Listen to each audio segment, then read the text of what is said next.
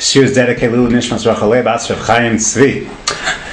We were discussing last year the difference between a Kli Rishon and a Kli Sheni. And we saw a number of different halachic differences. The main halachic difference the Gemara tells us in the Mishnah, in Masechah Shabbos Daf Mem Beis, also the Gemara Daf Mem Beis, that a Kli Rishon is Mevashel and a Kli Sheni is not Mevashel. Then we started to look at a number of cases where there's going to be situations where even a Kli Sheni, which the Gemara tells us clearly, Eino Mevashel, but when Eino Mevashel? Eino Mevashel when it comes to, the Gemara had Shemet, the Gemara had Mayim, the Gemara had Tavlin, spices, all those cases, Eino Mevashel. We know for sure, the Gemara tells us, ox meat, Bisur Detura, is not going to become cooked in a Kli Sheni.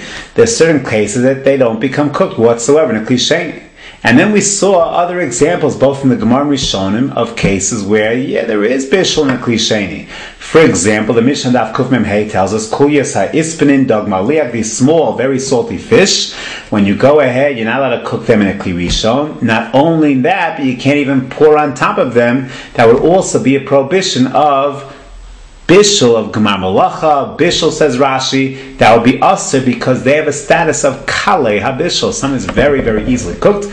After all, they're very small fish, and therefore do not require much to become cooked, and that has the status of kale habishul, and that will be usher even in a Kli Sheni. So we do have certain cases where Kli Sheni is mevashel.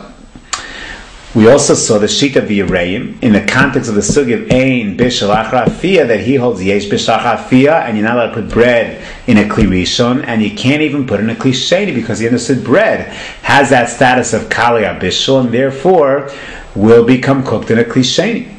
So we have certain cases that are for sure Kali Bishul. We have other cases that are for sure not going to be cooked only in a Kli Rishon. So what about the rest of the universe? When it comes to the rest of the universe of food, so that we saw two basic approaches in Poskim. The Shita of the Mogen Avram and the Mishnah Brura is that we're going to assume, after all, we're not going to play with fire, we're not going to play with the Nisr Doraisa, and unless we know for sure it's not Kali Bishul, Shar Dvarim, we are Cholshesh, is considered to be Kali Abishul, and you're not allowed to warm it up in a Kli Sheni. The alternative approach was that of the Chazon Ish. And the Chazon Ish says, wait a second, if we know for sure, Nenu Ros, that this becomes cooked in a Kli Sheni, so then Eina Chanami, that's going to create Bishul. However, if we don't see that it does anything in a Kli Sheni, so therefore that's not going to be Bishul whatsoever. So therefore he says, when it comes to eggs, and when it comes to tea, so that we know there's something happening in a Kli Sheni, so too when it comes to bread.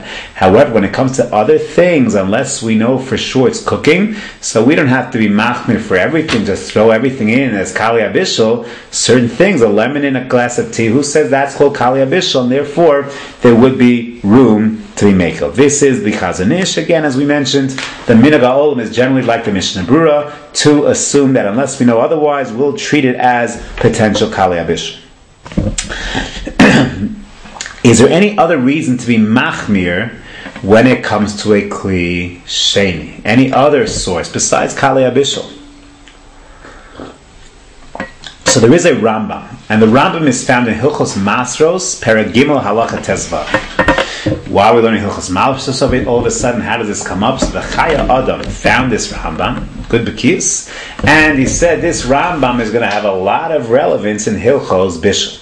What is this Rambam all about? So the Rambam says, when it comes to Maasros, if you go ahead and you're working in the field, so the halacha is that if you're working in the field and you want to eat something but ofen aroi, you want to eat it in a non-kavua fashion, so that you do not have to be mafresh chumas and maestros, you can go ahead and do so.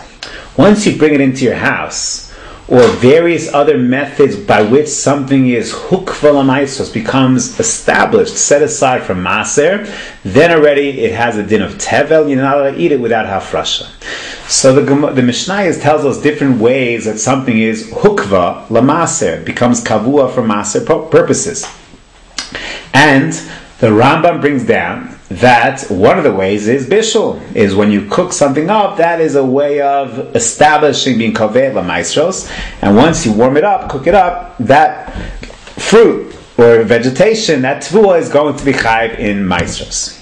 The Rambam writes in the beginning of Paragim Halacha Tezvav, he says, for example, if you take something oil and you put it into a Kli Rishon, so that's called Bishul, and that is Hukva or Maser. If you put it into a Kli Sheni, that's not Bishul after all. Has not a passive cooking, that's not going to be Kovel or Meiser, unless Ella in Kain Yad Nichves Bo, unless it is so hot that Yad Nichves Bo. If it's Yad Nichves Bo, afilu b'Kli Sheni, that is Koveya L'Maiser. What exactly does this mean? Yad Nichves Bo. What does the Rambam mean? Mechadish to me. So the Rambam seems to have two different categories of heat levels. One category is called Yad Soletis Bo. Yad Soletis Bo is the heat level that we saw. The Gemara tells us Kreso Shel Tinok, that the stomach